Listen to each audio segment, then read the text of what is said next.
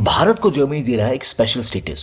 एक ऐसा स्टेटस जिसके अंदर भारत को अगर कोई भी हथियार खरीदने हैं जर्मनी से तुरंत मिल जाएंगे। अप्रूवल आसानी से होगा पार्लियामेंट से। आप कहोगे स्पेशल स्टेटस दिया क्यों जा रहा है, हमें हथियार खरीदना है, आप बेचो।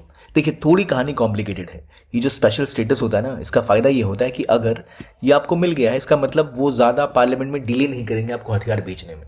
ये डिले होता क्यों है? वो डिले इसलिए होता है कि मान लो भारत आज किसी देश को हथियार बेच रहा है, भारत को पता लगे, भारत मान लो फिलीपींस को हथियार बेच रहा है और भारत को पता लगे उन्हीं मिसाइल्स का इस्तेमाल फिलीपींस भारत के किसी दोस्त के खिलाफ करने वाला है, ये ऐसे ग्रुप्स के साथ फिलीपींस के संबंध है कि जो भारत को बाद में नुकसान पहुंचा सके, तो भारत की पार्लियामेंट या भारत के ब्यूरोक्रेट ऐसी किसी भी डील को आगे होने ही नहीं देंगे। ठीक है, इसीलिए जब किसी देश को मिलिट्री इक्विपमेंट बेचा जाता है तो इंश्योर किया जाता है कि वो देश जो है वो आपका थोड़ा सा दोस्त टाइप हो, उससे दुश्मनी ना हो, वो आपके लिए बाद में या आगे चल के प्रॉब्लम्स ना क्रिएट करे।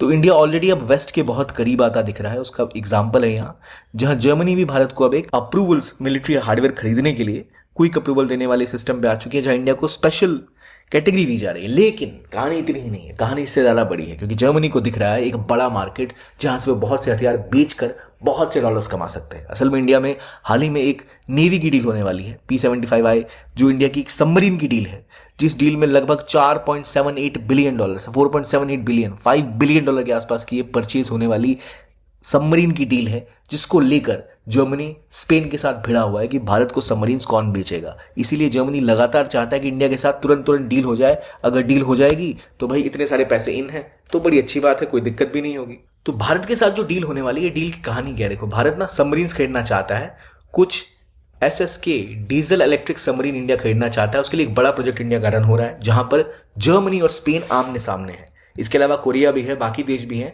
लेकिन जरा समझे जर्मनी स्पेशल स्टेटस दे क्यों रहा है। देखिए, जर्मनी यहां पर है। अगर मैं आपसे पूछूं भारत के जो इंपॉर्टेंट डिफेंस सप्लायर है वो कौन कौन से हैं, आप कहोगे रशिया है, इजराइल है, फ्रांस है, USA है। लेकिन जर्मनी जैसे देश इसमें कहीं नहीं है, और जर्मनी खुद एक बड़ा डिफेंस एक्सपोर्टर है और वो चाहता है कि और हथियार वो बेचे। और उसको पता है कि भारत एक बड़ा मार्केट है, क्योंकि इसके बाद कौन बचा?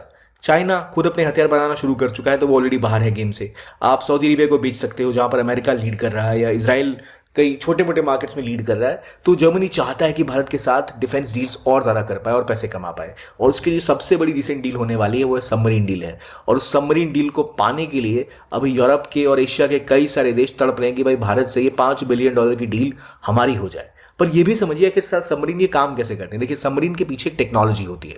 सबमरीन पानी के अंदर रहते हैं, लेकिन पानी के अंदर रहने के लिए उन्हें जो इंजन जो उनका चलता है वो किस पे चलता है? तो देखिए, सबमरीन की टेक्नोलॉजी है जिसे हम कहते हैं SSK, और एक होता है SSN। SS का मतलब होता है सबमर्सिबल सबमरीन, K मतलब है डीजल इलेक्ट्रिक, यहाँ N मतलब है न्यूक्लियर।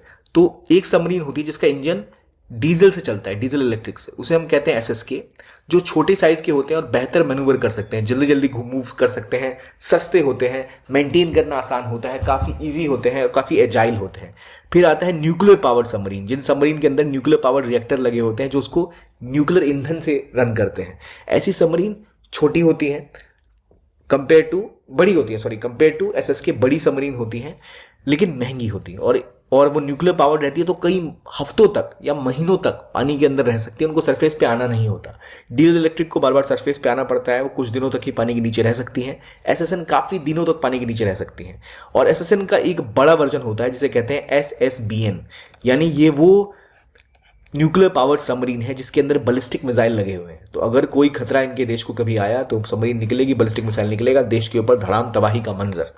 तो जो न्यूक्लियर पावर्ड या फिर बैलिस्टिक मिसाइल जिसमें लगे होते हैं न्यूक्लियर पावर सबमरीन, उसे कहते हैं SSBN, जो बहुत बड़ी साइज की होती हैं, जो महीनों पानी के अंदर रह सकती हैं, किसी भी देश को तबाह करने की क्षमता रखती है। इसके ऊपर हम ऑलरेडी एक वीडियो अलग से बना चुके हैं इन टेक्नोलॉजीज के ऊपर। तो SSBN वो क्लास की सबमरीन है जो nuclear powered plus ballistic missile से लैस होती है। SSN न्यूक्लियर पावर्ड होती है लेकिन उनमें बैलिस्टिक मिसाइल नहीं होती, वो प्राइमरली सर्विलियंस के काम आती है। SSK जो छोटी सबमरीन्स होती हैं लेकिन बहुत मैन्यूवरेबल होती हैं। तो अभी भारत ने कुछ SSBN ऑलरेडी खुद के डेवलप किए, अरिहंत, अरिघात, रिधमन और S5, S4 ऑलरेडी काम चल रहा है उनके ऊपर।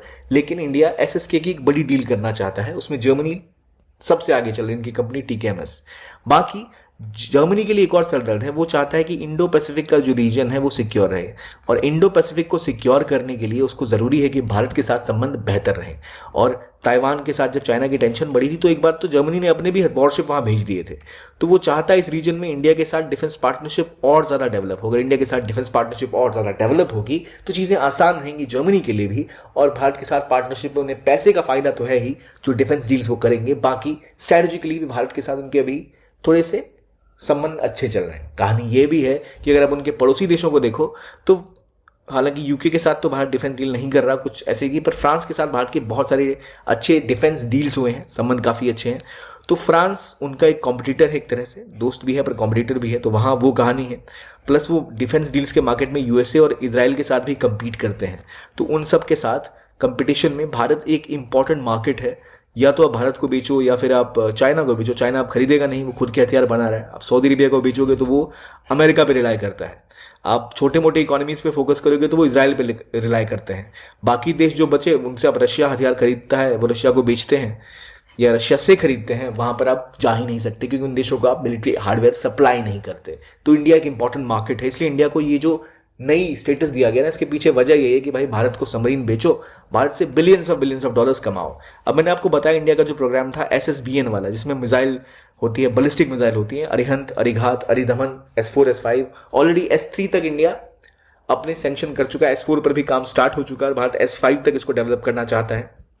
जो डीजल इलेक्ट्रिक सबमरीन है उसमें कुछ कमियां थी जो अब भारत खरीदना चाहता है, और इसीलिए कई ऐसी कंट्रीज है जो लाइन में है। उसमें सबसे आगे जर्मनी और स्पेन है जो इस $4.8 बिलियन की डील को कंप्लीट करना चाहती हैं। P75I जो इंडिया का ये ऑर्डर है, बहुत बड़ा ऑर्डर है, और इस पर इन सभी देशों की नज़र है। खासतौर पे स्पेनिश नवांतिया, जर्मनी TKMS ये लीड कर रहे हैं इसमें। इन दोनों की जो ट्रायल है वो भी इंडिया कर चुका है, इंडियन नेवी कर चुकी है। तो उसके बाद जर्मनी चाहता है कि भाई जल्दी से $5 बिलियन हमारे पास आए, आप ये डील फाइनल करो, आप खुश हम खुश। इसीलिए ये एक स्पेशल स्टेटस भी दिया है। इसके अलग अलग डायमेंशन जो और हैं डिफेंस के, इंडिया के साथ पार्टनरशिप इंडो पैसिफिक के रीजन में, इंडिया के साथ टेक्नोलॉजी का आदान प्रदान हो पाएगा, इंडिया के साथ डिफेंस पार्टनरशिप भी डेवलप हो पाएगी, और प्लस चाइना के खिलाफ एक इंपॉर्टेंट अलाय बन जाएगा, एक इंपॉर्टेंट दोस्त उन्हें मिल जाएगा, और भविष्य में वो फ्रांस और यूएसए जैसे मार्केट्स के साथ कंपीट भी कर पाएंगे, क्योंकि इंडिया एक बहुत इंपॉर्टेंट डिफेंस सेक्टर का मार्केट है। इसीलिए भारत को मिला है स्पेशल स्टेटस, और ये है इसके पीछे की पॉलिटिक्स। आई होप आपको ये सेशन अच्छा लगा हो। देखने के लिए बहुत बहुत धन्यवाद। कीप ऑन वॉचिंग ज्ञान कोश।